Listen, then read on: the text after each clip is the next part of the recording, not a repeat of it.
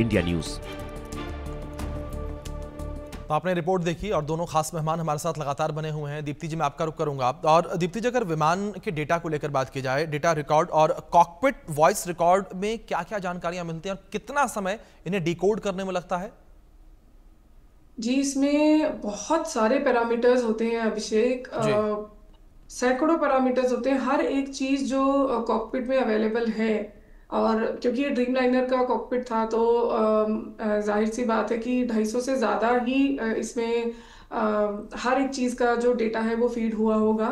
And इसको decode करने में काफ़ी समय लगता है, क्योंकि आप देखिए कि जब इसको लैब में लाया जाएगा तो जी। इसकी जब डिकोडिंग स्टार्ट होगी तो हर एक पैरामीटर की स्टार्ट होएगी और हर एक पैरामीटर को फिर चेक किया जाएगा कि जी। किस पैरामीटर की क्या स्टेबिलिटी होनी चाहिए थी या क्या कॉम्बिनेशन होने चाहिए थे और क्या कॉम्बिनेशंस बिगड़े, और वो बिगड़ने से ऐसी क्या खराबी हुई कि लॉस ऑफ थर्स्ट, अगर ये लॉस ऑफ थर्स्ट है तो जी।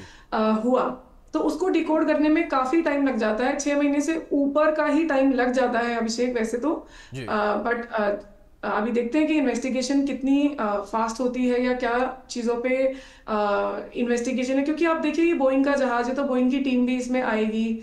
बहुत सारी अभी एयरक्राफ्ट एक्सीडेंट इन्वेस्टिगेशन की पूरी टीम की बैठक होगी, जो मतलब एक्सपेक्टेड है कि शायद कल या परसों तक टीम जो है फॉर्म होके पहुंच भी जानी चाहिए भारत में।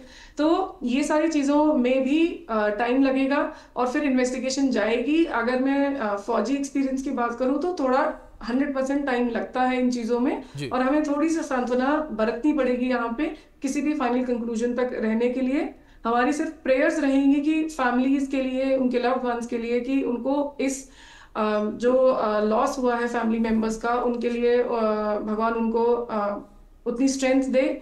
और एजेंसीज के लिए भी मेरी प्रेयर यही रहेगी कि जल्दी से जल्दी हम इस इन्वेस्टिगेशन का पता लगा पाए कि ऐसा क्या एरर था। बिकॉज ये मुझे, जैसे कि सर ने भी बताया, ये बहुत ही रेयर कंडीशन है, बहुत ज्यादा रेयर कंडीशन है, और अनफॉर्चुनेटली ये इतनी जल्दी हुआ है कि पायलट के पास कोई भी तथ्य बचा ही नहीं था उस जहाज को बचाने के लिए। कुछ भी विकल्प नहीं बचा था, कुछ भी नहीं था।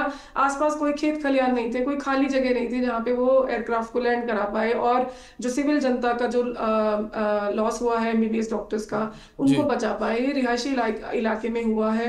बिल्कुल। तो बहुत सारे फैक्टर्स हैं जिनको हम कंसिडर करेंगे। और बिल्कुल दीप्ति जी, बिल्कुल ठीक। आपने कई सारे ऐसे फैक्टर्स हैं जिन्हें डिकोड करने की अब जरूरत है और जाहिर तौर पर हमें समय भी लगेगा, जिस तरीके से आपने कहा। और अब देखना यह भी होगा कि क्या कुछ निकलकर सामने आएगा। लेकिन कृष्णा जी, मैं आपका रुख करना चाहूंगा, और ड्रीम लाइनर जैसी आधुनिक मशीन को लेकर बात की जाए तो इसमें जो रेडुडेंसी सिस्टम होते हैं वो कितने लेयर के होते हैं और क्या इसके फेलियर की संभावनाएं भी हैं? कौन से सिस्टम कह रहे हैं आप? कृष्णा जी, आवाज पहुंच रही है आप तक मेरी? हाँ, आवाज आ रही है। आप क्या मैं ड्रीम लाइनर के जो आधुनिक सिस्टम होते हैं उनको लेकर जिक्र कर रहा हूं। जैसे सिस्टम फेलियर की बातें लगातार निकलकर सामने आ रही हैं कि इसमें सिस्टम फेलियर हुआ, और जिस तरीके से जो समय है वो भी बड़ा कम था। तो ये भी मैं आपसे समझना चाहूंगा कृष्णा जी कि क्या अमूमन जब कोई प्लेन हादसा होता है, हादसे का शिकार होता है, तो इतना ही कम समय होता है, या जो पायलट होता है उसके पास पर्याप्त समय होता है थोड़ा बहुत कि वो ये कोशिश कर सके अपनी तरफ से कि प्लेन को रिहायशी एरिया से दूर ले जाए, किसी मैदानी इलाके में या किसी नदी के ऊपर या समुद्र के ऊपर? देखिए, आपने काफी सारे सवाल पूछ लिए। मैं जहां तक कोशिश करूंगा सारे सवालों का जवाब देने का। एक तो पायलट का रिएक्शन टाइम। जी।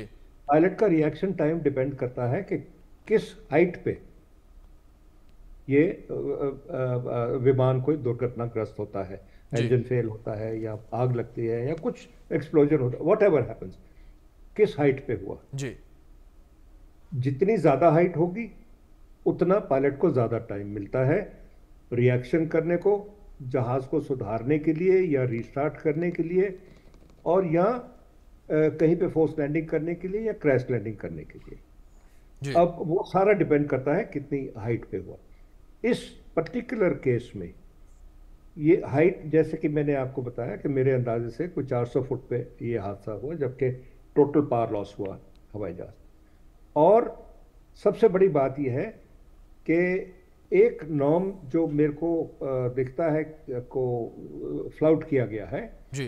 हर एक रनवे के दोनों साइड पे एक सेफ्टी फनल होती है, 5 किलोमीटर की सेफ्टी फनल होती है। वो मेरा ख्याल है 20 degree either side, that is a cone of 40 degrees till 5 kilometres, उस एरिया में, उस फनल में कोई कंस्ट्रक्शन नहीं होनी चाहिए जी। ये एक बहुत क्लियर वायलेशन है, जहां पे कि 3.2 the point of impact of aircraft, हवाई जहाज जहां गिरा, जमीन को टच किया, वो रनवे से 3,200 मीटर 3.2 किलोमीटर दूर था। वो 5 किलोमीटर का सेफ्टी जोन नहीं मिला हवाई जहाज को। ये बहुत ज़रूरी है और इससे हमें अथॉरिटीज़ को लेसन सीखना चाहिए। अच्छा, बात आ जाती है कि ये हादसा क्यों हुआ, कैसे हुआ। देखिए, इस केस में पर्टिकुलरली या तो फ्यूल स्टारवेशन है और या सिस्टम्स फेलियर है। सिस्टम्स फेलियर में मैं कहूँगा कंप्यूटर, आजकल के जहाज सारे कंप्यूटराइज्ड हैं, टोटल कंप्यूटराइज्ड हैं, and fly by wire system. उनके जो कंट्रोल सिस्टम है वो इलेक्ट्रिक मोटर से कंट्रोल होते हैं। उनके जो हर एक सिस्टम, ऑपरेटिंग सिस्टम है वगैरह वगैरह, वो सारे कंप्यूटराइज्ड है। ये कहीं मेजर कंप्यूटर फेलियर या कंप्यूटर हैकिंग मैं नहीं रूल आउट करूंगा। कंप्यूटर फेलियर और कंप्यूटर हैकिंग का अंदेशा है जी। जहां तक के सवाल है कि रिपोर्ट कितनी देर में आएगी, कब पता लगेगा, जो रिकॉर्डर होता है उसकी रिपोर्ट आ जाती है कि 2-2.5 महीने में, लेकिन पूरी इन्वेस्टिगेशन होने को तकरीबन साल, सवा साल का टाइम लग सकता है। और क्योंकि मेरे हिसाब से ये आइदर फ्यूल स्टार्वेशन दोनों इंजन में कैसे हो गई। अगर एयर बबल भी कहीं आया तो एक में आएगा, उसके बाद क्रॉसफीड में कोई प्रॉब्लम हुई है, कुछ तो गहरी बात है जो कि अभी तक समझ नहीं आ रही जी। और आएगा, खुल के बात आएगी, लेकिन हमें थोड़ा इंतजार करना पड़ेगा जी। बिल्कुल बिल्कुल सर, थोड़ा इंतजार करने की जरूरत। फिलहाल आप दोनों से